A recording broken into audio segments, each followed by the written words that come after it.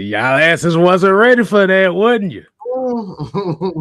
Your asses wasn't ready. Hey, look what we got here, man. Hey, y'all are in for a treat tonight. This is Cooler Talk Mondays, but you got the heavy hitters bringing you the Cooler Talk Mondays, man.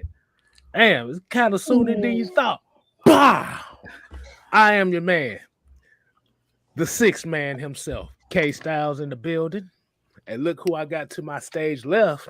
As y'all already know, he is the minister, the calm before the storm. Jude, talk, sports. And you see down here at the bottom, it is the birthday boy himself.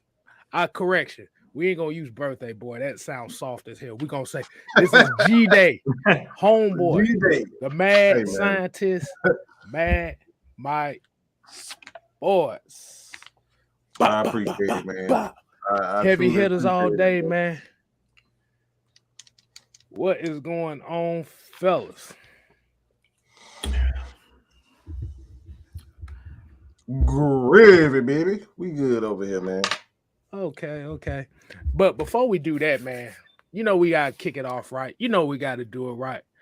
Mike, what we gotta do for him? It is the Real. roll call. Hey yo, Hey, yo. I had to do it for him right quick. But as you already know, today's roll call is sponsored by High Quality H2O. Got mine. Stay thirsty, my friends. And today's I appreciate real the love, roll man. call, we're going to start it off with the homie Joseph Thornton. We got Yusuke Knight. We got Pat Norris. We got YMOF Jamal.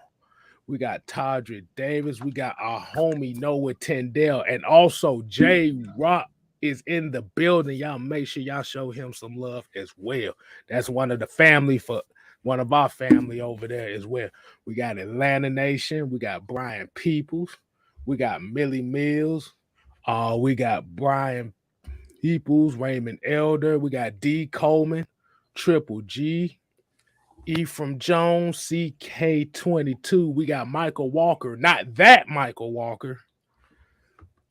Jamal D, Matthew Boyd, and we're gonna give a couple more here. We're gonna get ATL Leo, Blizz 818, Dane, DiBiase, and Sean the RC mechanic. All right, man. Hold on, we gotta start this off right. Wait a minute, where that? Hey, we already.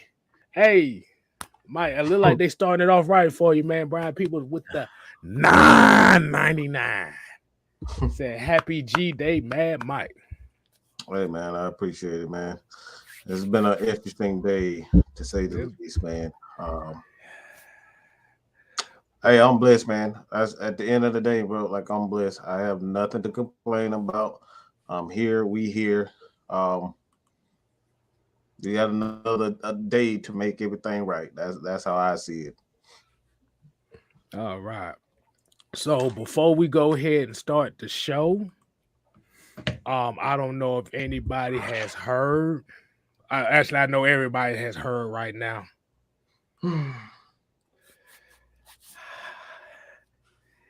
Hey yo, the bad guy is up there now.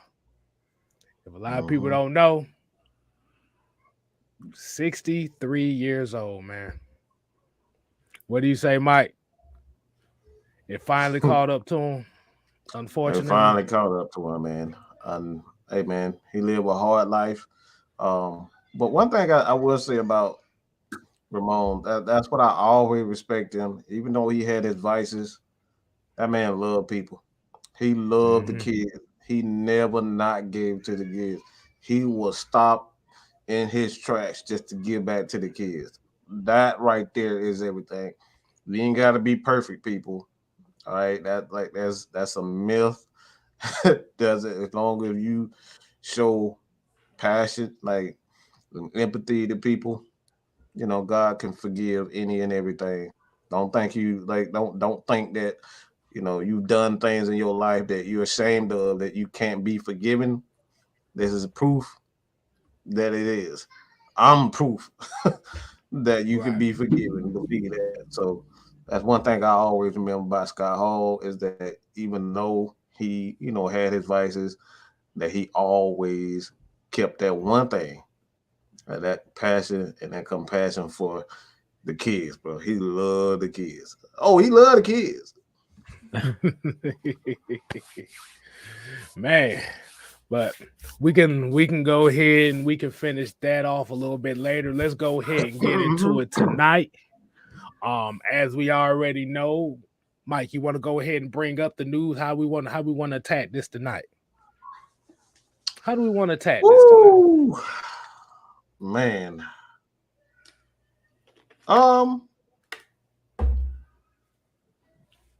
What can You want to start it off? You want to sing a little song? Hey, You want to sing a little let's see. song? Let's sing a song. Okay. I'll let you start. You be Hold Michael on. Jackson next time. You be Mike Jackson. Oh.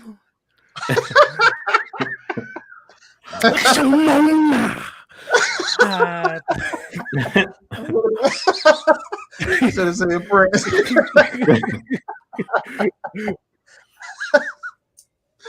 I told you so. I told you so. I told you so. What are we talking about? Bring it up, Mike. If I could get the balance right, I wouldn't even prepare coming in. If I get the right one, last time I get. I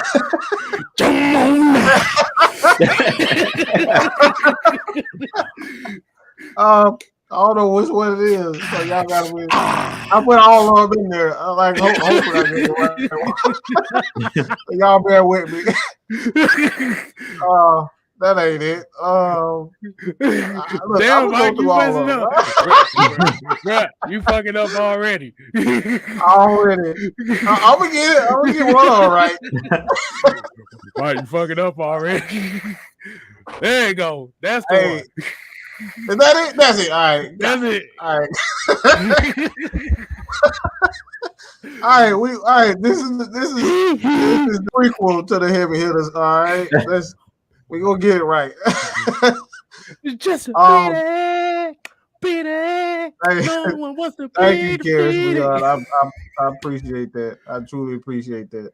Oh yeah, let's read it out. Let's read it out with the $9.99. Carrie said, "Happy birthday, Mike. Hope you had an amazing year. Appreciate you." Thank you so much. I truly appreciate that. It's been like I said, it's been an interesting day for me. Right. So let's go ahead and read the report. Ian Rappaport tweeted out, the Jaguars are in agreement on a long-term deal with Foye Olakun. Said, and he's got the bag here. He's going for a 3-year, $45 million contract that could possibly go up to 46.5 with a $28 million fully guarantee at signing.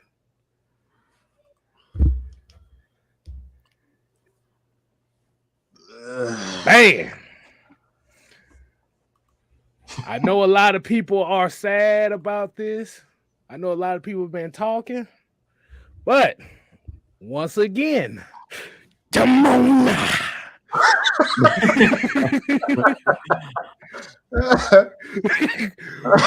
We told you so. Why did we tell them so? I mean, we've said for nearly a month or so that, especially when you have a guy like Deion Jones, I think that's where it begins, more so than the money. Deion Jones is a superstar. I mean, it just goes to show you that they believed in him all along, and sometimes you just have to be political about things. And the Falcons had conducted themselves the proper way. They know when you got a star like Deion Jones, you can allow guys to walk, and not to say that Foye isn't and cannot be a star. I think he has all the tools to be a star, but when you already have a star, I mean, just like look, you can't keep Prince and Michael Jackson on the slave at the same. Like somebody, they gonna get in a fight. Like it's gonna be some friction there. You can't have two superstars.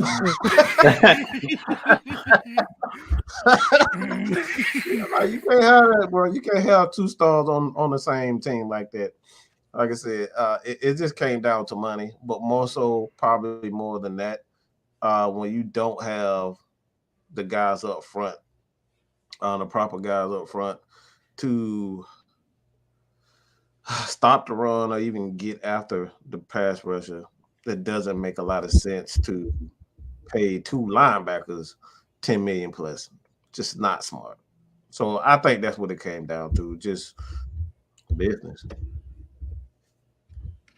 All right, go ahead, Drew, man. You go ahead and preach us the word on what you feel about this, man. I know the people been waiting. We've said it. I think we said it even longer than a month. Like we've been saying this from the get-go. Yeah. Like right. Since the season, like we knew that we weren't going to be able to pay him. And to be honest, I don't even think it's really has anything to do with Deion Jones. I think it has a lot to do with Michael Walker as well. Like he's the guy that nobody's, really talking about. He's that guy that's waiting in the wings. And I seen it in the chat. Somebody saying Michael Walker's not bad as well. Like when he got his opportunities last year, he showed out. So it's similar to when Devondre Campbell was let go. We didn't know if Foye was going to come in and be the star that he became. But Michael Walker, when he's got his opportunities, he showed that he's a pretty decent player as well. And we really don't know because he hasn't had the substantial snaps to know if he can, put up that same production, like over 100 tackles in the season. But he showed us that he has the same, like he has speed. He's able to tackle. He had a pick 6 against Cam Newton last year for a touchdown. He's athletic. He can go flow sideline to sideline. Now, do I think he'll be our middle linebacker? I don't. I think they'll move Debo back there and let him kind of play that will position. But we know with Dean Pease, like his defense is interchangeable. Players are interchangeable. So from play to play, you can let Michael Walker slide inside and have Debo, depending on the matchup, play that will position. But we have guys that are versatile, and that's why Dean Pease likes players that are versatile because we see it with Isaiah Oliver. He can be a safety, he can be a corner, he can be the nickel, he can play up outside, and that's why he likes those players that are versatile. So with Michael Walker, I think that's really the reason that they felt confident in going ahead and letting Foye, walk, because I've seen a lot of slander on Twitter. I'm seeing a lot of Deion Jones slander, and I really don't like it. Like I don't understand when we get another good player that's kind of shining that we have to dim the light on another player. Like, let's be real. Deion Jones is the man. Prior to Foye was riding the bench. Let's just be real. When Devondre Campbell was here, he was on the bench. When he got his opportunities, yeah, he showed out. But I'm seeing stuff on Twitter like we lost our best linebacker and all this kind of stuff like that. I'm like, personally, I don't think that Foye is a better linebacker than Deion Jones. That's just me personally. It's a reason why Deion Jones is like a couple interceptions away from, a couple pick sixes away from being like having an NFL record. Like Deion Jones is a special player. Yeah, Foye is really good, but I don't think he hasn't surpassed Deion Jones yet. And me and Mike and K-Styles, we always talk about those players that had that flash in the pan type season, like where they have that one good season. Foye hasn't put together years upon years upon years. We're gonna see what he do, what he does in Jacksonville. But Deion Jones, pretty much every season, Deion Jones is 100 plus tackles. It's a reason why TD gave him that contract. Like he was balling. Grady Jarrett's a baller. Debo's a baller. So I don't feel like we have to dim Debo's light or say, well, Debo's not that good of a player, or we need to trade Debo and pay Foye. Like, how much sense does that make? We already got Debo under contract. Like, let's just be real. Debo is the leader of the defense. He may not be outspoken, but he's that guy on the defense that everybody looks to as one of the leaders of the defense. He handles his business. And another thing that I think we're taking for granted is Deion Jones is one of those guys that'll play through injury. which he showed us last season. A lot of players won't do that. If they're nicked up, and I don't remember last season Deion Jones ever complaining about his shoulder injury. You know, it came out after the season that he was playing with a bum shoulder, but he was, you know, a true warrior. He went out there every week. I never heard him make any excuses about my shoulders tore up, I'm injured. He didn't make no excuses. He just went out there and played. And that's the type of players and kind of leaders you need on the team, especially when you're getting paid big money. So I feel like Deion Jones is worth every penny. Like, I know a lot of people talking about that $20 million that he counts against the cap, but he's earned every penny, and he played pretty much. I don't think he missed a game last season, if I'm not mistaken. So I don't see what the problem is. Like, he's just as durable as Foye, and pretty much he led the team in tackles for losses. Like, you got a guy that led the league in tackles, total tackles, but Deion led the team and tackles for losses. That right there is getting in the backfield. That's right. So what we talking about? I mean, we had 2 Pro Bowl linebackers. So I don't understand the Deion Jones slander. Like, he didn't play well or something last year. Yeah, he didn't have those splash plays that we're used to seeing him have, like those pick sixes and stuff. But let's be real. K-Styles talked about it. When you're not getting no pressure up front and quarterbacks have over 10 seconds to throw the ball, you're not going to see many interceptions. Let's just be real.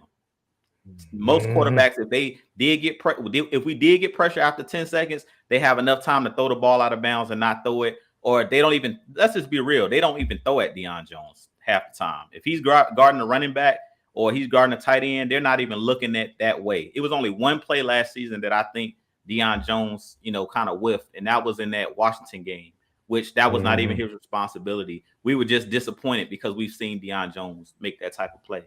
And I'll just leave it at that. But let's just stop the Deion Jones slander. The dude is a Pro Bowler. The dude has broken all kind of records.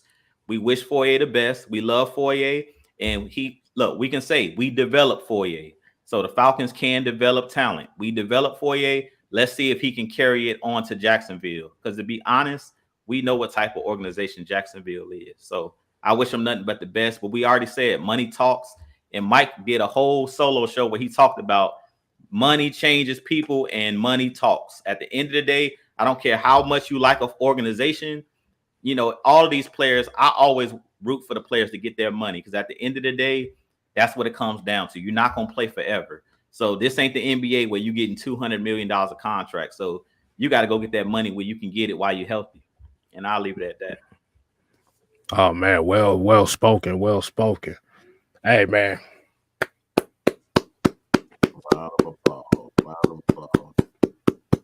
Go and get your money online, man. And like you said, what you was talking about, Drew, about the Deion slander, you have to remember, they want to trade every player every year. This is nothing new. Every year, man. So it's a new victim every year. Right. I mean, I think what it is, like this is how we gonna say it. This is what we've been saying. It's kind of hard to pay two middle linebackers over 15 million, but that have no money invested in your defensive line. What he got here, he said, so you saying that those 17 missed tackles wasn't such a big factor? That's what I'm saying. That's exactly what I'm saying. Those 17 missed tackles, like if you go pull up every single player's missed tackles, like missing tackles, the part of the game that you missed the tackle. And that's what I said with the Washington game. Like that was like for the game winner, where I think it was McKissick in open field. He thought he had him and he went and broke sideline and was able to run down the sideline and score. That pretty much was like the game changing play. So I do, it matters on what position and what time of the game is it in. If it's prime time and you're on the goal line and you miss a tackle and it's for the game winner, yeah. But all players miss tackles. Ray Lewis missed tackles. Go pull up every single superstar linebackers. Brian Urlacher, Bobby Lance Briggs. Last year, he had 14 missed tackles. Is Bobby Wagner trash because he missed 14 tackles? Right. See, you're gonna make plays and you're not gonna make plays. I mean, it happens. I mean, let's be real. He's playing against other Pro Bowlers. Alvin Kamara is a pretty good player. JD McKissick is a pretty good player. You're not gonna make every play. And to be honest, like we've talked about it, your defensive line's job is to protect your linebackers. Like when you got your linebacker leading the team in tackles for losses, when that should be a defensive end or somebody on your defensive line doing that, that's a problem. And that's what Mike was just talking about. Your linebacker shouldn't be leading the team in tackles for loss, period. Go look at the good teams. The Rams, their linebackers are not leading their team, and they just won the Super Bowl. Trust me, Aaron Donald or one of those guys on the defensive line is leading the team in tackles for loss because you're the closest to the backfield. Like if you're a defensive lineman, you're the person that's supposed to be stopping the run. You're the person that they shouldn't even be getting to the second and third level. If you get into the second and third level, that tells us it's a problem already. And that's the reason why we talked about Devondre Campbell a couple of years ago when he led the team in tackles. It's like sometimes you having all those tackles is not a good thing because that means that they're getting to the second and third level way too easy. I'm just going to be real. So that inflated tackle number sometimes can also not be a good thing for a defense. When you're, when your linebackers and your safeties and like I remember when Ricardo Allen was here, he was another one that had a lot of tackles. That's not a good thing when your safety got 100 tackles. That means that teams is running through all up and through your front seven. I know it, kid. Man. I know and according to my watch, 17 missed tackles. And I think you made a good point on that. It's about when it happened in the game. But even if you take those missed tackles out. Before I get to that, you're absolutely right, Drew. Actually, the tackles for losses, the leaders for the Rams are Aaron Donald and Von Miller. Aaron Donald had 19 and Von Miller had 12. Leonard Floyd is fourth behind Jalen Ramsey.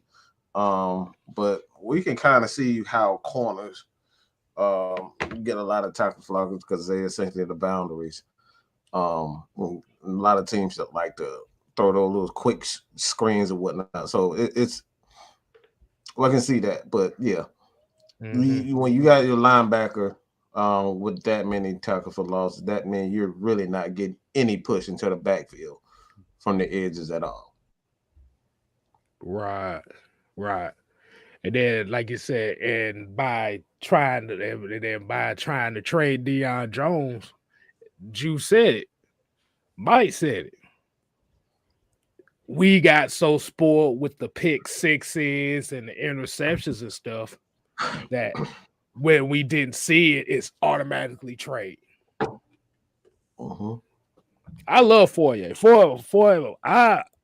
Foye was one of my sleepers when he came out of this draft. I don't know how I came at the conclusion, but it happened. The thing, like I said, you can't pay almost 30 to 35 million for two interior linemen when you got no bodies up front to keep bodies off of them. It's irresponsible. That's like paying your secondary making almost $100 million, but you got nobody in your front seven. That sounds like a lot what a lot of people want. Huh? That sounds very no, it sounds like what a lot of people want now. Yeah. I mean, yeah, you're right about that. But we can talk about Jacksonville's trick. They were tricking money off of free agency today, boy. I just say that much. I'm not tricking that money. But yeah, like Foye, we not surprised. We've been saying this for a while. Like I said, you better get used to not saying Foye's name. That just means that there is a linebacker that might get drafted this year that there might be looking for. We don't know how they're gonna do it. Is it Devin Lloyd? Is it Christian Harris? Is it Quay Walker? Is it Chad Muma? Is it Darren Beavers? But they're going to definitely be looking at linebacker in this draft. King Kale would go ahead. What you say? Just an example, the Buccaneers had one of the best fronts in football. Devin White had 128 tackles, and Levante David had 98. Yes. I mean, the thing is with your linebackers, your linebackers can be high tackle guys, but the thing about it, you can't have almost 200 here and then 135 here, and your defensive line is giving you nothing. Dante Fowler is giving you nothing. Stephen Means, damn, give you nothing. They give you absolute nothing. Do you see how empty this is? This is what they gave you. Absolutely nothing in there. Hold on. Hello. Hello. Yeah, nothing. So that's just gonna be the key that's just gonna be the key direction that I feel like they're gonna go is they're gonna shore up this front seven. They ain't got a choice. They need to.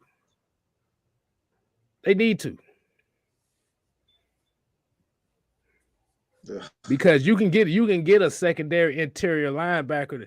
Hey, like you said, we got Michael Walker. Is he ready? Made some plays last year. He made some plays.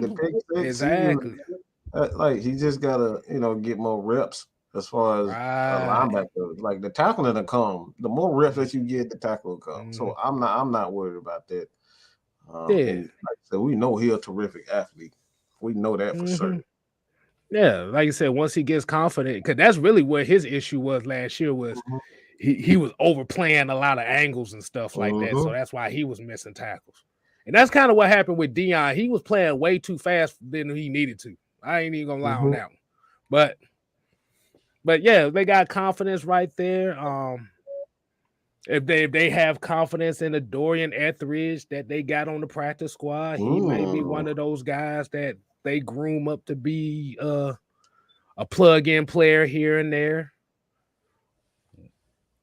We don't know. Terry Fontenot and this whole coaching staff ain't telling nobody jack shit. I actually like that we were sitting back and waiting for everything to clear up because like you can get a better idea of what everybody's doing. Right. And that's the good thing about this regime. They're not giving you their hand. They're gonna let everybody else show their hands. But we're not gonna show our hands. And here I want to hit this comment right here. Tristan said 17 missed tackles in 17 games is awesome. One tackle a game. It really is not even just one tackle game. There's been a couple games where he missed multiple. So it's not technically. But when you want somebody gone that badly, you do anything to make sense of it on where you try to get rid of. And just like Dre Murphy here said, let me say it right because I ain't did it in a while. We don't damn know.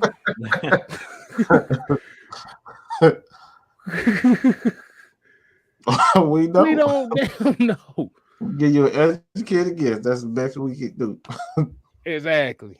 But it's just time for Michael Walker to step up. It's time for Ogundeji to step up. If Etheridge is playing, Errol Thompson is playing, it's time for them to step up. If they get another linebacker, it's time for them to step up. But let's talk about somebody else that's throwing their hand. Let's talk about these Johns, these tricks, as we call the Jacksonville Jaguars.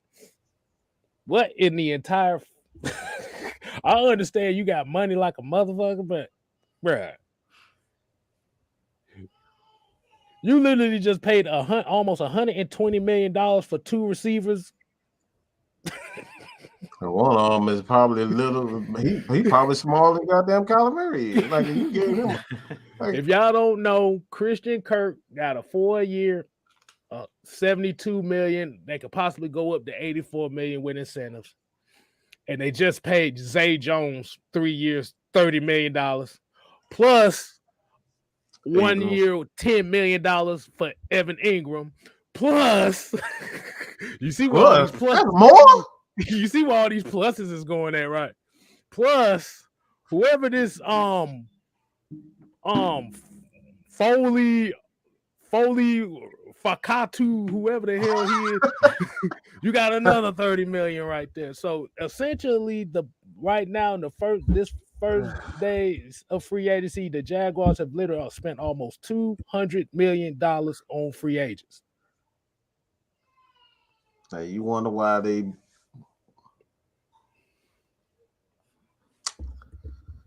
Right. I don't even know where to start. I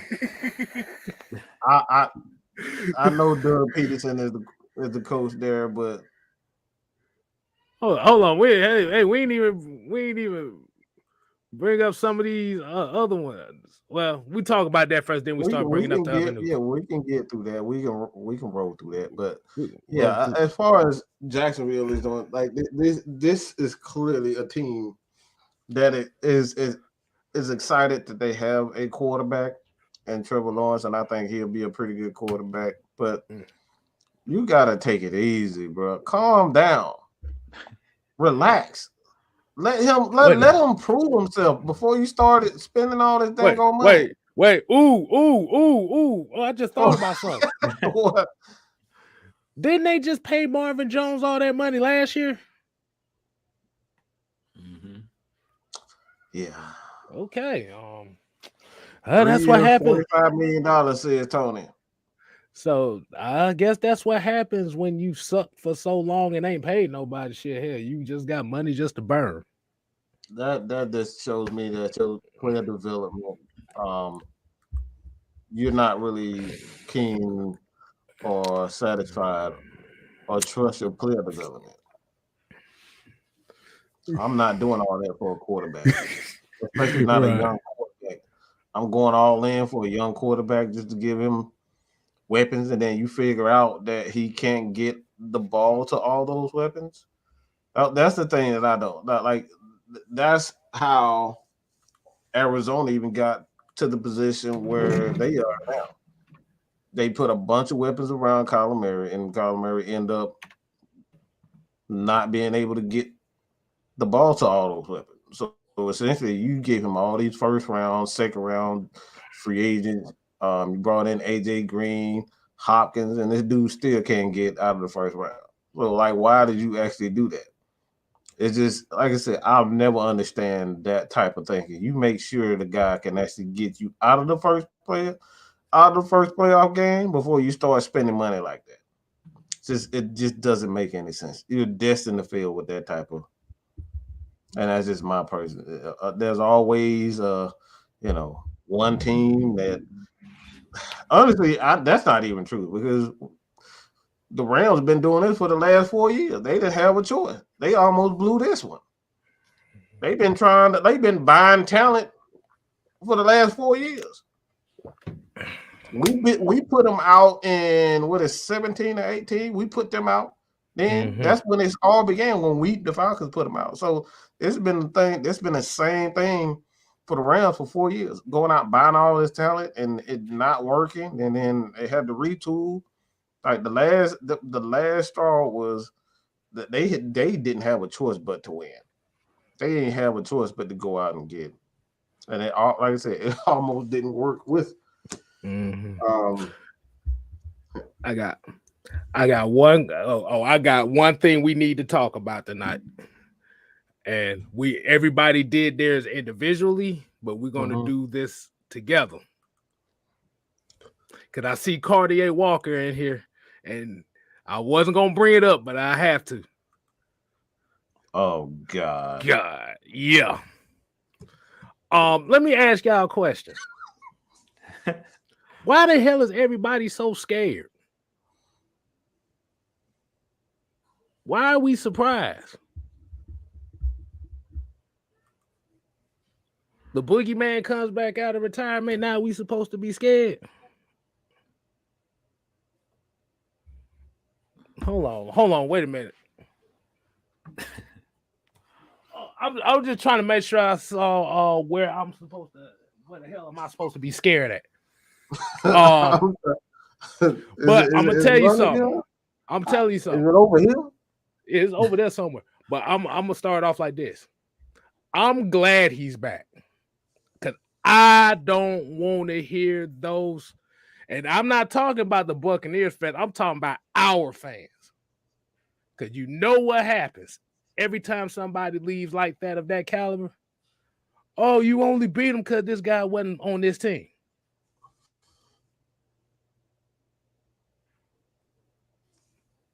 But if you lose to that team, it's, oh, this team sucks. So basically, the Falcons were going to be in a lose-lose situation with the fan base as long as Tom Brady was retired.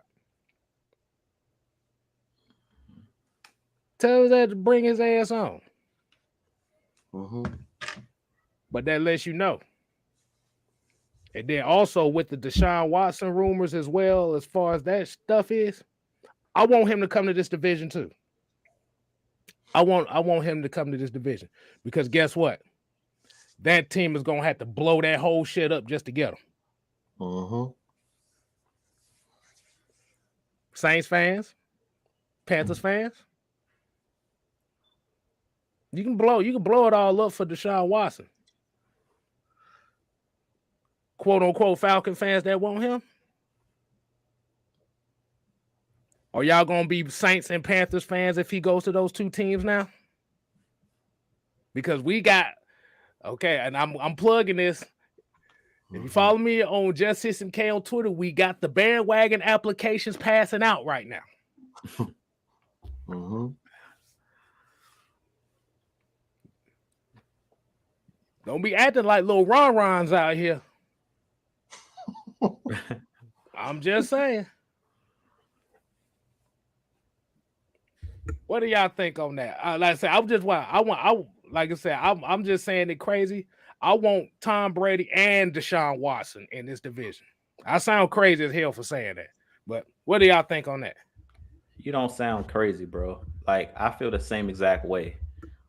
If you guys watch my short video about Tom Brady, my thing is just like when him saying he has unfinished business, it's like, dude, you done did everything. Like, just go on and retire somewhere, dog. Hold on, can I do this one time? Can I do this one? Dre Murphy said, "Can't stop want all the smoke. He ain't never scared of my bunker. Gripping the grain." I ain't hit that in a minute. To the front, to the back, in the rain. Exactly. Go ahead, Ju. I just had to do that one time. Nah, you good, bro. Nah, like I said, man, I just feel like Tom Brady has nothing left to prove. And Mike talked about it in his video. Everybody's been talking about it on Twitter, social media. It's just the attention. Tom Brady wants the attention. He wants everybody to bow down and kiss the rings. And I'm like, dog, people forget that football is a physical sport, man. And they were talking about it today on Undisputed. Like Shannon Sharp was talking about, players not wanting to injure him or be the person that ended his career. But I'm like, some of these cats that's coming out of this draft and some of these players, they dogs, man. And if they got a chance to get a clean shot on Tom Brady, they're going to take it. And that's how they should play it. Like, I don't care about your age. If you're out here and you pass your prime and I'm a 21-year-old or I'm one of these young guys, hey, if I get a clean shot on Tom Brady, I'm taking it if I'm a defensive player. So I feel like Tom Brady is kind of taking that, like, I'm invincible type deal. I think he's taking that a little too far with, I want to play until I'm 50 and all of this kind of stuff. Like, at the end of the day, we know that these guys are mutants. Did you guys see Jordan Davis running his 40? When you got somebody that big, 6'6", 360 pounds, 50 pounds, running a 4.7, 40. Man can accidentally break your collarbone, bro. Exactly. So I'm like, at the end of the day, I talked about it in my video. Like, I'm not saying that Tom Brady's going to get hurt. I'm knocking on wood. You guys know I wouldn't wish for injury on nobody. But at the end of the day, I think with him talking about I can play forever, I want to play till I'm 50, I'm invincible type deal. I don't care how much pliability and all of this stuff he doing that he working out. I don't care how much avocado ice cream you eat. At the end of the day, and we're seeing it with LeBron James. We're seeing it with LeBron James. Like, at the end of the day, Father Time, it taps everybody on the shoulder. I don't care how well he can spin the football. At some point, he gonna have to call it a career. And that's how I feel about it. I'm really worried about his safety. I mean, you've seen some of his offensive linemen retired. So when it comes to Tom Brady, I'm just like, walk away from the game while you're still fully healthy. How many guys have we seen get injured or don't leave 100% healthy where they can walk away from the game and have the rest of their life, to be with their kids and their family? He has nothing else to prove. So that's why I feel like I would never tell somebody to walk away. But at this point, I'm like, what are you proving? What do you have to prove at this point? Now, for the Falcons' sake, I would love for us to get revenge on them because we've never beat Tom Brady. So we get 2 more cracks at him. And like K Styles was saying, if we did win the division and he was gone and Drew Brees and Sean Payton is now left, we know the first, all of the Matt Ryan haters, the first thing they're going to say is, well, everybody was gone when he finally won. So this is a great opportunity for Matt Ryan and for the Atlanta Falcons to go through the gauntlet. So the same thing with Deshaun Watson. Bring him on. We're not afraid. Like, I feel like Matt Ryan, he relishes playing the best of the best. He wants to beat the best of the best. So at the end of the day, with the Deshaun Watson thing, I think the biggest thing that people are not paying attention to is chemistry. And that's something that we always talk about here on the channel as well. He has no chemistry with those guys over there in Carolina. He's a great player, but people are forgetting he missed the whole season. So he's going to be a little bit rusty. And then I don't trust that coaching staff over there with Carolina. Just to be honest with you guys, I'm not a huge fan of the head coach for the Carolina Panthers. I think that they made a mistake with letting go of Ron Rivera. Personally, I think Ron Rivera was the better coach. But, we'll see. I think Deshaun Watson is a great player. I just think that he's not going to be able to do it in his first year. That's just me personally. It's going to take that initial year for him to learn the system. It's going to take that time for him to build chemistry with those wide receivers and build rapport with that offensive line. So I don't feel like you can just drop him right into Carolina and right then they're contenders. Like, it's going to take time. So I'm not afraid of either one. And now that the Falcons have had that initial year with Arthur Smith as the offensive coordinator and the head coach, this offense should run a little bit smoother than it ran last season. And we know Matt Ryan in his second years under offensive coordinator, he always comes out on fire. The second year is always usually the year where he goes to another level because he has the full understanding of the offense. So I think next year is going to be really, really well. No matter how many pieces we bring in, Matt Ryan's going to have that confidence, and those guys got the confidence because they know what Arthur Smith is looking for. So with those 2 guys, like I said, it is what it is. But Tom Brady, I just wish he would just let it go. Like, all good things must come to an end at some point. Like I was saying, I don't want to see his career get ended because somebody injures him. That's what I don't want to see. Okay. Hey, before Mike goes, let me also give a shout out to Let's Get It GA. He just hit 700 subscribers as well. Shouts out to the homie. And shout out to Ricondo. He's in here showing us some love as well. And right before we get the mic, I'm going to just say it like this. The way that they on Tom Brady's nuts, he might as well open the OnlyFans. They're going to have the Tom Brady OnlyFans, and all the nut riders are going to be paying premium for. Never mind. I'm gonna be nice. He going to be posing like this. They're going to be paying like $300 a damn whatever. But go ahead, Mike.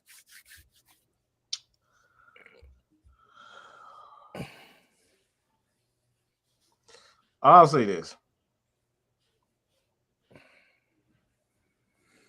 I have a mentality of being a defender. That's just me personally. Even when I played quarterback, I still had that. I'm a whip you. I'm a whip you, boy. And especially when I feel like you are disregarding my skills. That's when you disregard my skills and you try to act like, yeah, I just suck. Oh, I'm gonna make sure I elbow you in the mouth. I'm gonna make sure I hit the crown of that nose. That's how I played basketball. I played basketball differently. I was a 6'3" guy, but I like being in the post. I like getting dirty. I like elbowing people. I like playing defense. I love playing defense. Excuse me. I love playing defense. Wasn't the biggest dude, but I love getting physical. Why am I saying that?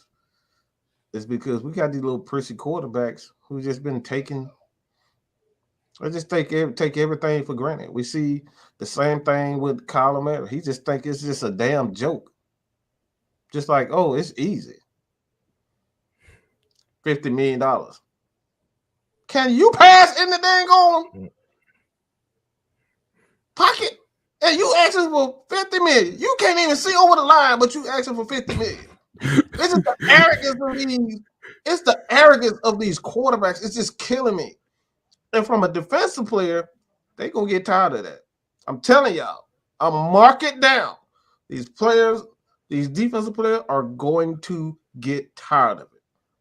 One thing about defensive players, I said it over and over and over again. You see it with guys like Aaron Donald.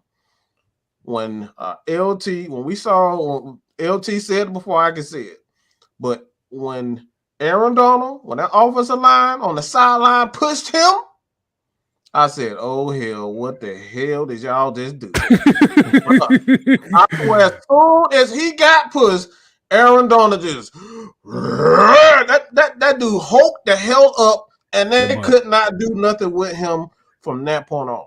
So I feel as though that a lot of these players are just like looking at him and just like, bro, what the hell are you talking about unfinished business? What do you mean? Unfinished? Bro, you 45. You did everything. Everything. Hey, look. I think he realized. Ryan Clark tweeted out here like, man, there must be some badass kids at the house. That wife getting on it. That wife getting on his damn nerves or something. Like, shit, I can't handle this. He's talking about unfinished business. Like you got your ass whipped. Huh? Yeah. What you mean? You done beat everybody 2-3 times over. What more do you want? And that's greed, is arrogance. But like I said, one of these players are going to get tired and they're going to hit that knee. Like I said, I'm not hoping that it happens, but you can't keep heat. Like I said, one thing that I did not like this year when I was like, yeah, this dude is an ass. When he said defensive players are idiots. When I heard that from him, that right there was like, yeah, it's a ticking time bomb. And you can't say that thing. You cannot say that to defensive players. And they're going to take a cheap shot at you. I promise you, his cheap shot is coming. But it's all warranted because these guys have worked hard. They get hit on a play-to-play basis. He doesn't have to go up against these 300-pound guys almost every play, 400 or 500 plays a year. That's not what he has to do. So you get these guys, these linebackers, these DBs, they get a chance, and then they see in the stuff, the little ugly smile, that smirk, like, bro, I swear, I'm so serious. That's the most disrespectful smirk. It's so disrespectful because it's like he know the NFL got this hard on for him, and he's just gonna milk it and milk it and milk it. I have no respect. That's what it's no respect for his peers. There's one thing about Kobe Bryant. Yeah, they know they stars. LeBron, they know they stars. But it's they did not have that arrogance. It's like, yeah, I'm gonna do what I want to do. I can smile. I can do whatever I want to do because the NFL love me. Ain't nothing you can do about it. That's what I see when I look at his smirk. That's what I see. Those are the things that they're talking about. And like I said, players will get tired of that stuff. Like I said, he know it. He just sit there and smile and smile and smile. And it's just, like I said, it's not one of those, I know I'm good smile. It's like, I know I'm entitled. I know they going to love me regardless of what I do, what I say. That stuff, what he did to Antonio Brown, it was disrespectful. You might not like it. You might not like Antonio Brown, but come on, bro. Antonio Brown wasn't crazy this time. I wouldn't have did all that, taking your shirt off and all that. That crazy as hell. I mean, it's 30 degrees. Like, what you doing? But he didn't take up for him. He thought in his head, I don't need him anymore. That's what he was really saying to Antonio. I don't need you anymore. We good. We good without you. Like I said, those are the things. He's a user. He uses people. He's manipulative.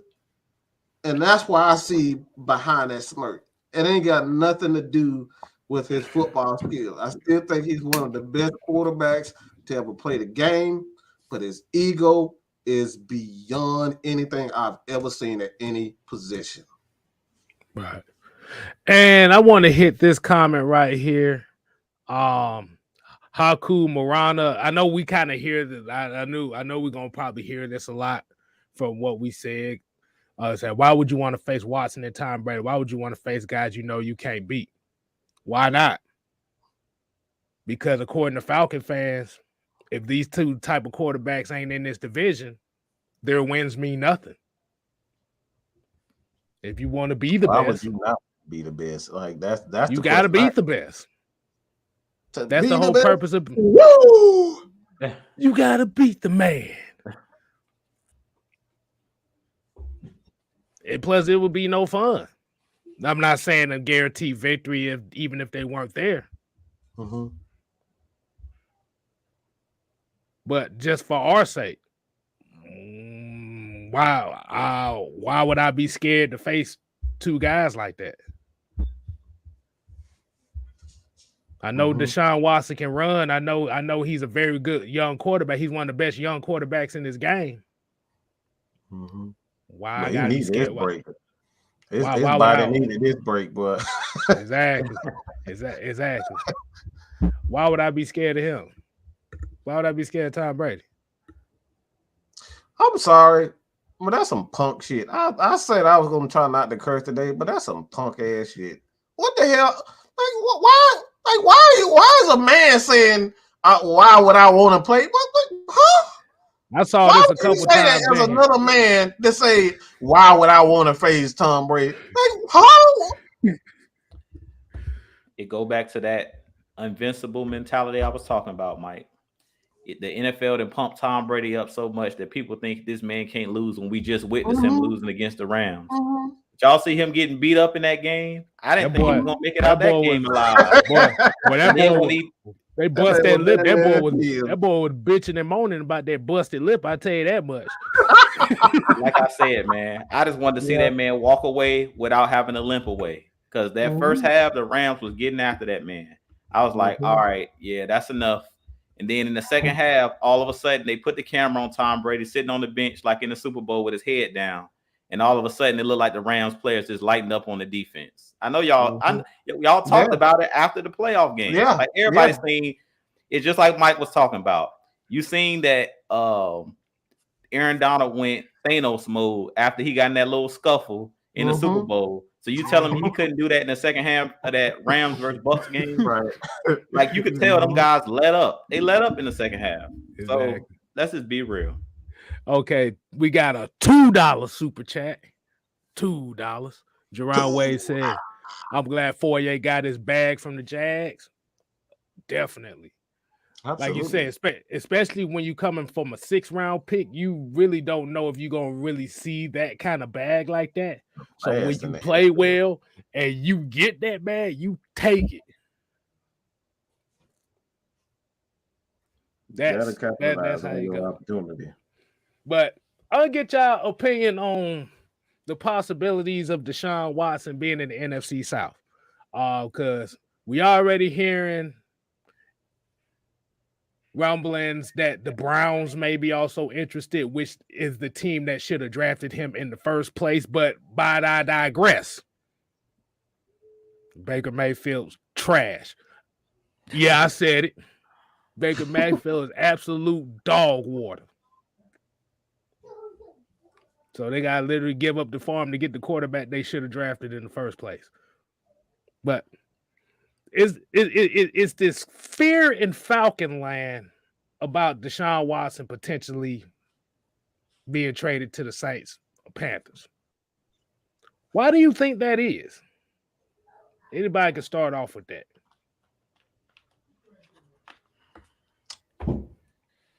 I mean, do they really have a chance? Do they really have a choice? Right. Do they really have a choice? Like, the Saints ain't got, Look, they begging at this point.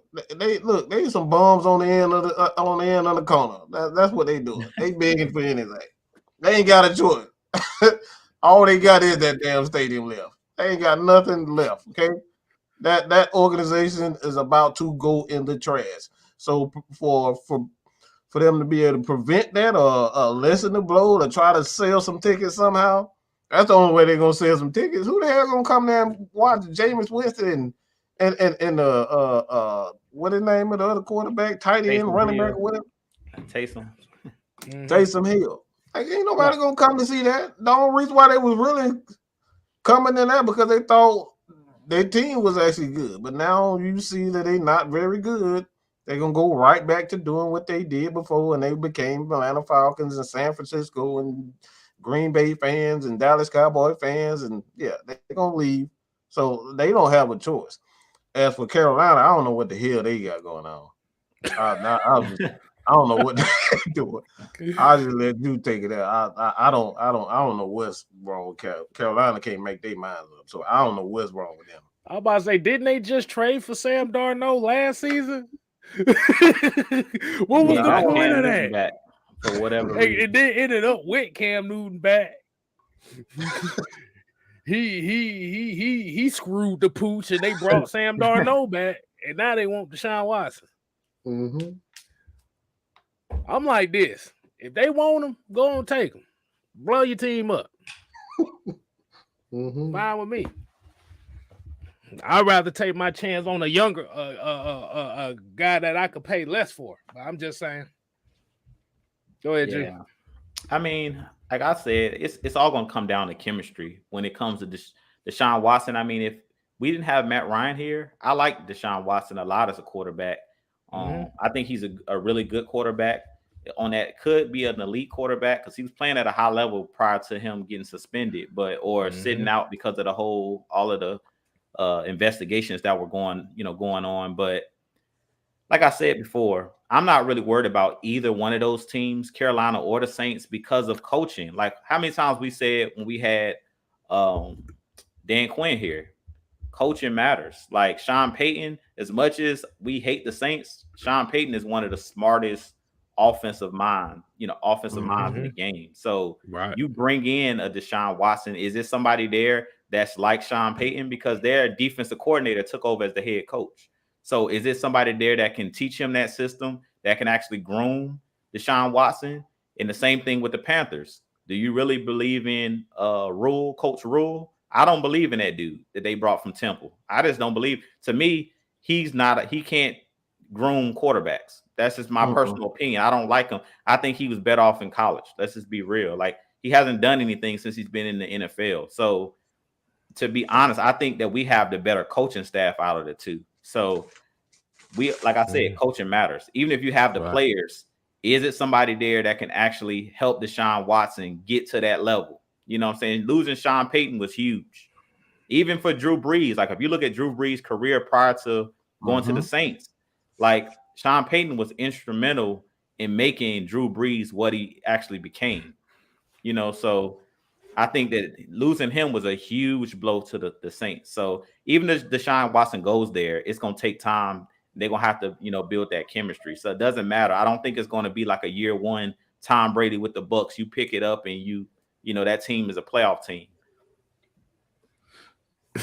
Triple G here says Saints shopping for Watson are the same people going to the dealership with a 400 credit score trying to get a 2022 red eye. Ain't never lied about that. But you ain't got no dang on money. What are we talking about? Well, that's a lot of mortgaging you have to do. Like I said, I'm still shocked that they even tried to ship him. I would have thought Lovie Smith would have wanted to keep him. But what the hell do I know? I'm just a football fan. And we got a $1.99 super chat.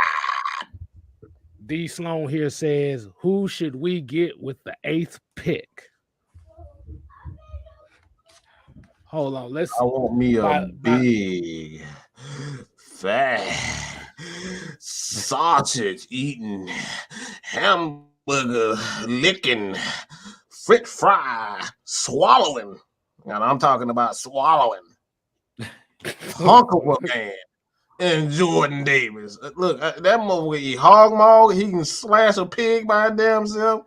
Look, he probably eat the whole freaking pig by himself. That's what I want. I want a big, fat hunk of a man in the middle of that defense. Period. Point blank. I gotta have Jordan. All right. Period. Period. Point blank. That's what I want. I want a big in the middle of that defense. About to say, really, nigga, you had to do that. I had to do that. Really, nigga, you had to do that. Man, y'all should be used to that beat by now. Why y'all surprised by anything I say at this point? That's hilarious. That shit is hilarious. Okay, y'all should be surprised by anything I say. Okay. So I'm gonna read. Okay, so by looking at what this schedule is looking like this year, it might be Jordan Davis just by looking at the schedule by itself. I don't know, like I said, but that's just me. But like I said, is that one of those things where what would be the option for this team? You know what? I'm not even gonna put that in the air because if they do, they're gonna come back at me. They're gonna come back at me like, God damn it, K-Styles, no, you didn't just right. They did it.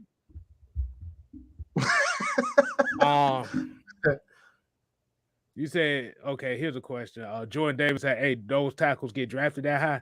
I think the last one that I remember that I can stay. Hey, Quentin Williams. That was only a couple years ago. Yeah. Happens all the time. Leonard Williams was another one. I can go all the way back to Glenn Dorsey. Like you can get nose tackles that high. The big difference is are those nose tackles that fit in your system.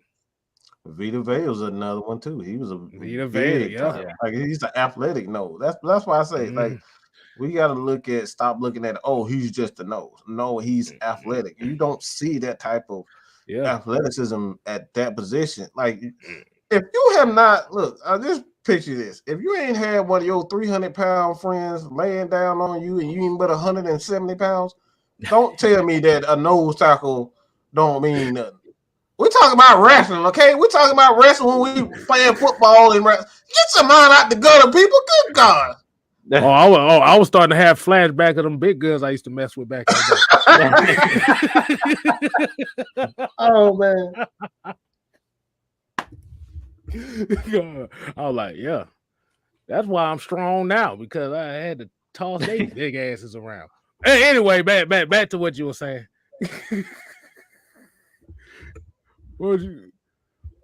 But yeah, just by looking at the schedule, it's going to have, like I said, we're going to be dealing with a lot of physical teams this year, so it's going to be very interesting.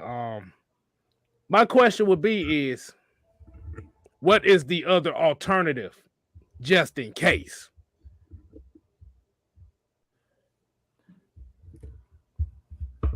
That's the one thing nobody else is really thinking about. Because you gotta have a plan. If one doesn't work, then the other one comes in, and then you got plan B and plan C. I think it depends on who's left on the draft board. K-Styles. I tell you one name. I'll be damned. It'd be a damn corner at that high, because this team doesn't need another corner. Yeah, you got 5 of them already. You saw 2 of them play very well last year. A corner is not going to help with a 2,200 yards given up on the ground. Corner's not going to help you with 18 sacks. I think we're going to sweep the board, K-Styles. It's Jordan Davis. And I was leaning towards him, Kevon Thibodeau, but what actually finalized my decision on Jordan Davis is Tom Brady coming back to the division. Like we know Tom Brady is really not affected by the edge rush. It's the push up the middle because he just likes to step up in the pocket. And being that the Buccaneers are the team to beat in our division, like he's the quarterback that we're trying to beat. If we want to win the division, you're going to need that push up front. And pairing Jordan Davis with Grady Jarrett, that's going to be key for the Falcons to be able to get that push right up the middle. And Jordan Davis does numerous things for your defense. Not only can he be a pass rusher because we've seen he has the athleticism, but also he's going to help remedy stopping the run. So to me, he's going to have the biggest impact because he's a force multiplier, as they talk about. He's not only a good player by himself, but he makes your whole defense better and he makes other players better. How much better does a Kevon Thibodeau make you? I mean, he can win one-on-one matchups, but say like he's coming off the edge. You can chip him. You're not going to be able to chip Jordan Davis and in the middle and Grady Jarrett, both of those guys in the middle. So I feel like he's going to have the biggest impact on everybody around him. He's going to be able to help stop the run. He's going to be able to free up Grady Jarrett because right now Grady Jarrett is playing that role. So I feel like Jordan Davis is the key guy. And I seen on Vosh's channel, Vosh Lombardi, he's a guy that loves the Cowboys, but he does great film breakdown.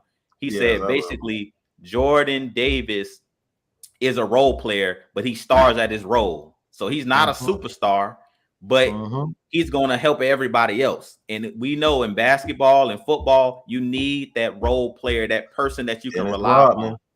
You need that role player that's going to, like, that's what Grady's been missing. He doesn't have that Robin. He doesn't have that person that's going to do the dirty work. So I think it's Jordan Davis just for the reason that Tom Brady's back in the division. He's really not affected by the edge because Tom Brady's going to get that ball out of his hands within 2 seconds. So you need somebody big, 6'6", that can throw his hands up. When Brady try to throw a quick pass, he's right there in Brady's face, and they can push him, and Grady Jarrett can push that pocket. You can go out and get an edge rusher later on in the draft, maybe in the second round, because this draft is deep with edge rushers. But I don't think it's another Jordan Davis in this draft. Like, you miss Jordan Davis because he's going to be a first rounder regardless. If we don't take him, he's not going to be around in the second round because of the combine. The way that he showed out at the combine, I wouldn't be surprised to see the New England Patriots take him. I wouldn't be surprised for the Eagles to take him because the Eagles got 3 first-round picks. So we're going to have to take him at 8 if we really want him because somebody's going to take him because of how he showed out at the combine. If he didn't show out at the combine or if he didn't work out at the combine, I thought that he may drop late in the first round or second round. But to me, he was the biggest winner at that combine because of his 40 and because all of the short shuttle, all of the different things he did, he proved that he's a pass rusher. Like, believe it or not, at his size, he's really flexible. He's fast. All of the things that they say he couldn't do, he proved them wrong at the combines. And then he has a tape to match. So I think Jordan Davis would be a home run if we were able to get him because we need somebody that's going to be able to help Grady and make everybody else better around him. I mean, just bringing in one edge, we've talked about it. Okay, say we get a Kevon Thibodeau. Who's that other guy on the other side? We keep talking about that. We had John Abraham. Then on the other side, we had Corey Bierman. Like, let's be real. Like, having that one guy is not going to remedy the whole defense, but having that nose will help remedy a lot of problems. And that's it. I love this quote right here. If 2 on me, then somebody is free. Eyes use is free. That's it. Picture Grady Jarrett one-on-one. We know Grady Jarrett can win one-on-ones. Just picture him having multiple one-on-one opportunities in crunch time. Like I said, you don't have to play him in the entire game like that. You just play him in crunch times and bring him in on third down and make sure that Grady Jarrett gets a one-on-one or whomever the edge rushers is get those one-on-one opportunities. That's why you bring them in. That's why you have a solid rotation. So everybody is fresh at the end of the game. It's all about longevity in the game of football. If I can beat you up longer, if I can lean on you, like let's just look at boxing. One of the main reasons why I just forgot his name, the tall white guy. Tyson Fury. Tyson Fury. One of the reasons why Tyson Fury won that is because he was just putting his body on he just Deontay put his body. Wilder. That's it. He couldn't do anything. He just leaned on him and leaned on it. And once he figured out, once he got knocked down the first time, he figured out, yeah, this dude he can't stick with me because all I'm doing is just using my body, leaning on him. And from that point on, it just became clockwork. It came clockwork. It got easy work because when you got guys that big at the end of the game, it get tiresome, bro. You get tired of trying to fight off these big old guys, and that's how they end up winning. That's how Aaron Donald wins at the end of the game because his endurance is just so it's insane. He's strong, he's fast, he's quick, and he can keep going. That's what makes him so good.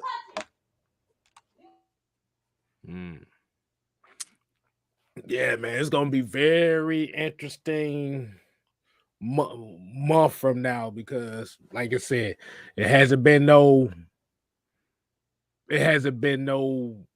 lean on how they gonna go this way. Like I said, we can only speculate. There's Jordan Davis. You can speculate it's not Jordan Davis. I'm just like I said, I just say this is a very exciting draft this year because we don't know where the hell they're gonna go this year. Like I said, I'm not doing like I said, I'm not going secondary with that pick. I'm sorry.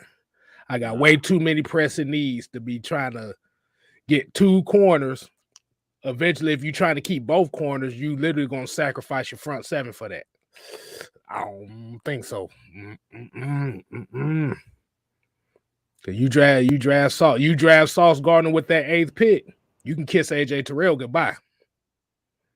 Can't afford both of them. JC, he just got $82 million and he's not even that great of a corner. That tells you everything. That he's good, but is he great? Absolutely not. They don't count. One thing the Patriots don't do, they don't allow great players to walk. If you're great, you're not walking. They'll trade you away, but they allow this guy to walk. So there's a huge flag right there. So if JC gets $82 million, come on, bro. What y'all think Sauce or whomever was gonna command?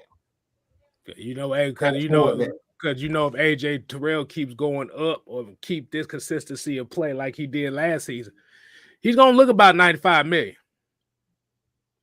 Yeah, at least. And then Sauce Gardner's contract coming up, and he locking down too. You're looking at about 100 right there. So that's almost $200 million on your corners alone. Yeah.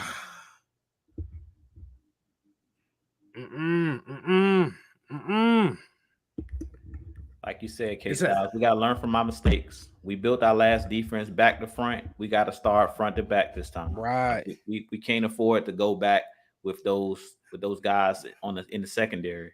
We got to have those guys up front. We just got to have it. And if you look at the teams that are consistently winning Super Bowls, we've talked about it. You had the Rams this year, Von Miller, Aaron Donald, Leonard Floyd, rotation of guys they can bring in. You look at the Buccaneers. We all talk about Tom Brady, but you got JPP. You got Dominican Sue. You got Vita Vea, who just got the bag. They went out and drafted Joe Tryon. Like, they got a rotation. So, I mean, the teams are showing you. If you just watch what other teams do and just copy, as they say, it's a copycat league, they're showing you the teams that consistently win, even teams that consistently get to the Super Bowl, they have those guys in the front seven. You got to have that front seven. Look at the Bengals. This past year, they don't have no great secondary. Chidobe Awuzie from the Cowboys. Like, come on. Oh, yeah. That secondary is, their secondary is not all that, but they were able to go out and get Trey Hendrickson. They have those guys up front. Hubbard, they got BJ Hill. They just re-upped. I mean, they got those guys in that front seven. Those two linebackers that they have. So that front seven is everything, man. Hey, look. That's why I was throwing this the whole time. Because you can have two shutdown corners, but if the quarterback has 8 to 10 seconds to throw the ball, them corners can't cover for more than 4 seconds. Not with today's rules. Hell no. Ain't no more clutching and grabbing. Like, I love Deion to death, but he won't playing with these rules. Right. You can't do. Mm-mm. Mm-mm. Because if you get corner, you putting a whole lot of pressure on yourself. Because now not only you denigrate from getting one of the best players, whether it be Jordan Davis or one of these pass rushers that can help in your front seven.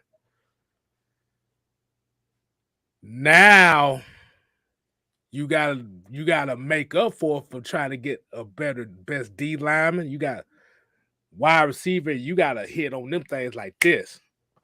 Like I said, if you talk about getting a corner in this draft,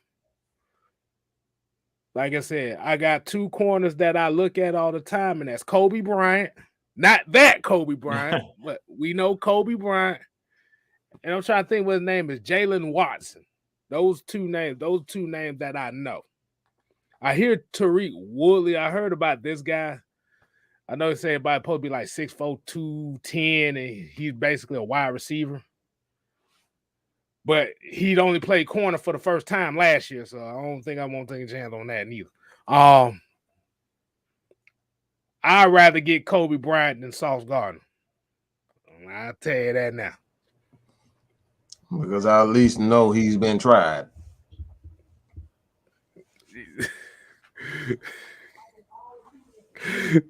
These motherfuckers had games against Army and Murray State. We talking about him with the AP? What, like, huh? Who he playing? Bruh, hey, look, bro. Everybody talked so much shit about AJ Terrell when he got drafted by him getting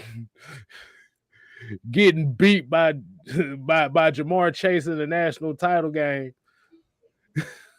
And guys in the NFL getting beat by Jamar Chase. Exactly. Come on, bro.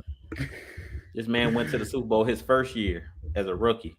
Right. And he was making everybody look bad. Right. Even Jalen Ramsey in the Super Bowl. Right. but we basing it off Sauce Gardner holding down Jameson Williams for 2 catches in a playoff game. That's what they really basing it on. That's really what people are basing it on anyway. They're not really basing it on. Most of these folks didn't even know who the hell Sauce Gardner was until that game against Alabama. They still lost 27-6.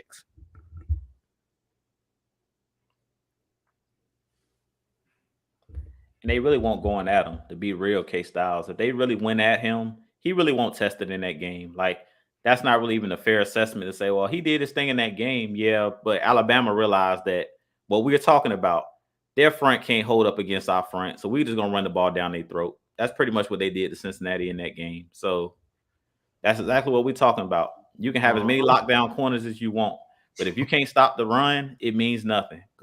And the game that I point to when I always talk about not being able to stop the run is that game against Buffalo last year. If you go look at the game we played against Buffalo, if you go back and watch that game, we were getting picks left and right. I think we picked off Josh Allen like 3 or 4 times in that game. Oh. And what did Buffalo do?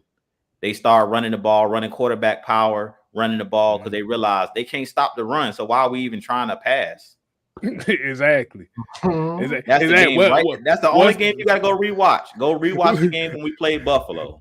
This is the question that you have to ask them. What's the use of having a lockdown secondary if the other team is going to run the ball against you if you can't stop the run? Oh, there's a name I haven't seen in a while. King Hajale. What's going on? Yeah, I man? Was looking at that myself. Yeah. And I want to also get shouts out to Bridget and Joseph. You know, them two of our lookouts. So definitely appreciate it. And Floyd Donnelly. Bridget is a firecracker, boy. She a damn firecracker, boy. She'll slap the shit out your ass on sight. You see when she came on, boy, them headphones, she was about to slap the hell out that sound, boy, because that sound wasn't working. All right. But yeah, Floyd Donnelly said, yeah, I actually have lost. Yeah. Weight update. I'm now officially 267. Wow. Dang. Yeah, people. Yeah. He was about 300. Nah, All right. I wasn't. There's a I lot of wasn't people. about 300. I was about when I first started this AFN thing. I was at 330. Wow. Actually, I was at That, 330 the beginning of last year. Actually, yeah. That's amazing. Good God, bro. Good, but that's for real. That. It's hard for me to gain weight, so I know how tough it is to lose it. I got a reverse problem. oh Lord, your little brother already talking shit, Mike. I see. I already see it. Never stop. Right, but yeah, definitely. Sauce Gardner would be a good pick if your front seven was already established to where they can stop the run and get pass rush. Then you can get greedy and get Sauce, but we don't have that issue. We have a worse issue. We getting fisted by motherfucking teams running the football on us. Mm-hmm. No.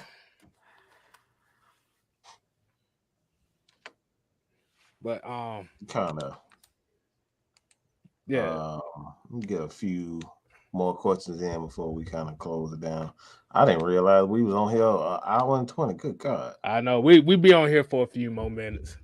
here go Jamal talking shit. 267 shit. K Styles could be our edge rusher. Hey, I used to love being I used to love playing outside linebacker. I love that shit. Mm-hmm. Especially in my 2-point stance. Oh, I love it. Oh, that 2-point stance, yeah. Ooh. That first step, and you ain't got a first step. Is just having the first step and playing edge, boy. It feels, bro. I swear, it feels so good, boy. Exactly. See. They asking me how. See, the problem is my job. My LS ain't shit. He said, K Styles the backstab the 300 plus club. I'm offended. Nah, bro. I was going through some things, and after that hospital thing where my appendix almost busted in my system, I had to change something. So So if I didn't catch it in time of that, there might not be no K Styles here no more. And I got a 2-year-old, so I got to be here for her. Absolutely, man. So fuck, oh y'all talking about backstab. Oh man. I speak in the face. Those who don't want to be cool. Then I had to stop. I had to cut back on drinking, so that really mainly what it is. Man, y'all, I'm about to say y'all notice I ain't been drinking beers on these shows for about damn near 6 months now, right? Hey man, like I said, that's great. That trust me, man. I know that is a testament in itself. Definitely proud of you for that, bro. Oh man. And see all these folks giving me congratulatory man, stuff. I appreciate it. I still got a long way to go, though, man. I still got a long way to go. He got a personal goal of his own, so I'm out here walking 2-3 miles a day. Shit, that definitely helped too. Oh yeah, I gotta get back to doing some weightlifting.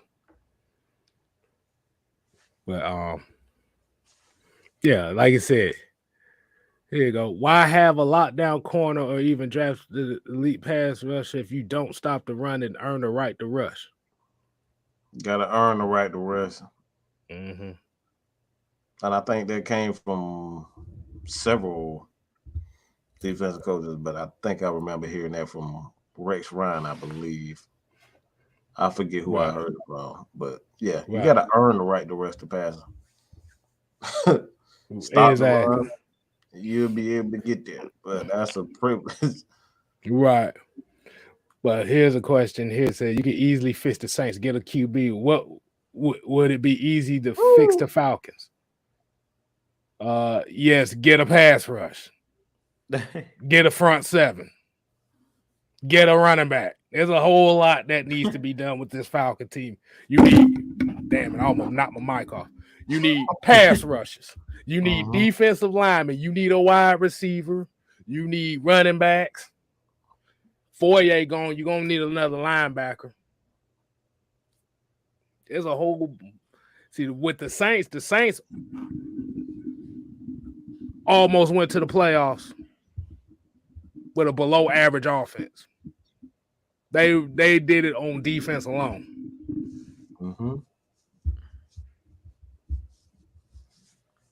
Let me do it one more time. Yep. Defense. Defense got to be able to play defense and run the ball. Control the clock. The Saints figure that out. Controlling the clock is the answer to winning games. You got to be able to control the clock. They control the clock for passes and defense. Right. Exactly. It's not like I said. And even if you do get those things that you get, it's still not a guarantee that you'll goddamn succeed. You got injuries you got to worry about. You got to worry about player personalities when it comes to coaches. We saw it with Julio Jones. He saw this new coach staff. He said, fuck this, I'm out of here. We did. Didn't even get a man a chance. He was just, I'm gone. Exactly.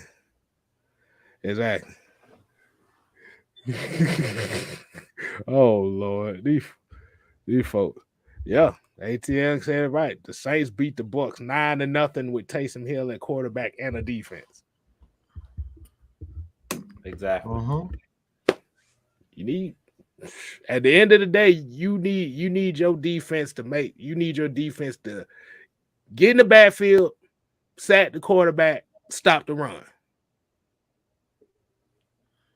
Win the line of scrimmage. Scrimmage. That's half the battle right there. You can win the line of scrimmage. That's half the battle. Shit, that's 70% of the damn battle right there is the line of scrimmage. Yeah. So I guess we go ahead and start winding it down tonight. We use this to kind of propel, so y'all get a chance to see the heavy hitters again.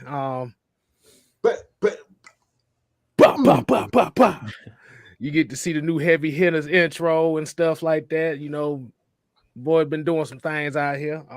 Definitely shouts out to Mike. Happy birthday to you, big fella. Thank you. Shouts out to Jew Talk Sports as well for coming on with us on Mondays. You know, they don't happen too often, so that's why this was special. And we want to give appreciation to everybody tuning in as well. Y'all make sure y'all go ahead and continue to follow Jew Talk Sports on his quest to 2,000. Mad Mike Sports on his quest to 7,000. My quest on the 1,000. I'm behind these motherfuckers, but it's all good. It's coming. It's coming. So that's why look. It took me about 2-3 years to get 1,000. So you ain't right. I keep saying that, bro. It was not easy getting to that 1,000 at all. Exactly. It takes forever to get there. But at the end of the day, man, this off season has been very interesting, and it can only get more interesting from here on out because we still got Cordero Patterson. We got to figure out what they're gonna do with him. Isaiah Oliver, Russell Gage, another one. Quite a few. Hold on, wait a minute. Hey, hold on. Let's get this experimentation going on right quick. One person only. One person. Let's see how this is gonna go. So Haku Marana You better know how to talk because if you don't, you won't get. Nah, because you go ahead. wasting valuable rest time. So it's right here. Just get on, say what you gotta say, so I can go eat. I'm Exactly. hungry there. Okay. This is you. This is all you, bro.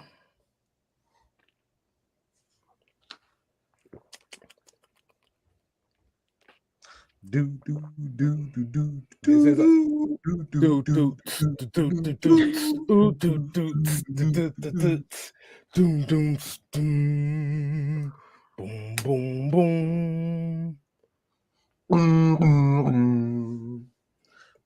Like I said, I'm giving you 2 minutes. I'm giving you 2 minutes. Because there's a new rule that comes around here. Don't say send the link and keep saying it. And I send the link and you don't hop on. Hold on, Alex. Hold on, Alex. We still waiting on somebody. So Haku, you got 1 minute and 30 seconds. If you tell, and this is the new rule over here. If you say send a link, we and you don't hit the link. Just go ahead and stop it. He already we don't do that. He already late. It's too late. Y'all making a mistake. Y'all block me on the other channel. I ain't coming. Get out of here with that. Man, I got time for that. Hey, wait a minute. So, wait a minute. It's the Oh, same that's person. who It's that. the same person. Oh, that's the one. Ain't that the one TJ know? Is that him? It probably is. I don't. Like I said, I don't know. Or is that Natsuo? The two guys that said send the link and they motherfucking asses didn't hit the link. Lord. Let Alex come on and say what he got to say. I ain't got time All for that. right. Let that real quick. Yeah. What's going on, What's up, Alex? y'all? What's going on? What's going on, man? I just wanted to say, I don't know, like I feel like I don't like this is a draft that when initially people looked at the nose tackle position, people saw Jordan Davis and then saw nobody else, which I agreed with at first, but it's not at all what it seems. This interior defensive line class is just really good, whether it's pass rush or run stopping. And I do think that Jordan Davis is a supreme outlier and just is insane at stopping the run. Like nobody matches the fact that he can penetrate, hold double teams, even though he might need to improve on his stamina a little bit more. But he can do it all in terms of the run, in terms of stopping the run. It makes everyone's job easier. I copy on that. The issue I have with that is that we already have three 20 guys that are big and can hold double teams on this team. And I would argue that if we were going to improve the trenches a little bit more, that we would probably need guys that are a little bit like that are just better with their hands and more faster. So like I'm looking at guys like Thomas Booker from Stanford, Otito Ungabua, who was at the Senior Bowl for the defensive tackle from UCLA. Even Haskell Garrett is good with his hands and can hold his own against not double teams, but just bigger guys on one-on-ones. Like I think that there are guys that we could use because we already have those 350, 320 type of dudes that can hold point of attack. Like I think we have a solid rotation. I don't want to kick any guys from the interior defensive spot that we've already drafted. And then on top of it, we would be paying Jordan Davis a lot of money. And then when he's a free agent, he would be asking even more money. And that's takes away money that we would have to use for other positions that are just naturally more expensive. And I that's my reason of why I wouldn't get Jordan Davis at 8. Now, it maybe late first round is more doable because of his pass rushing upside, but in the early round is hard, very, very, very hard to make a case for any nose tackle to be drafted in the early first round. at least in my eyes. One of the main reasons why I've told you this before. You keep a lot of people are under the assumption that's you're starting over from where you're speaking about. You're speaking on a standpoint of an organization starting from the bottom, and they don't have talent. When you have talent, Jordan Davis highlights everybody else. So the Falcons aren't in a position where they don't have a Grady Jarrett, a Deion, a AJ Terrell. So when you have those guys already, and you bring in a guy like Jordan Davis, that's why it's like, wow, all right. It's a lot different from a team that doesn't have stars on their team. We have 3 stars on our team. How can you get the most out of those 3 stars? Is where we are. We're not Jacksonville where they don't have guys. Jacksonville doesn't have. So if I'm Jacksonville and they're in our position, I'm not taking Jordan Davis. Mm-hmm. But we already have stars. So getting the Jordan Davis, like, whoo, I can free up Grady and I can free up Deion to just let them wreak havoc. Right. But so you're not wrong. You're not wrong. It's just the Falcons are the regular, they're not your typical top 10 team. They're a lot better because they have those guys. Right. But we're going to save this conversation for another day. Like I said, continue to support everybody. Utah Sports, Mad Mike Sports, 6-Man K Styles. Be on the lookout for what you got Wednesday, Jew. Go ahead and say it. What's the word, Dirty Bird, at 8 p.m. Y'all tune in. Look, we might have some special guests. So y'all tune in. Caw-caw! Caw-caw! Your boy 6-Man Convo on Thursday and Friday Night Madness as usual. Until next time, we ain't here to play. We here to stay. You ain't got to go home. But you got to get the out of here. Deuces.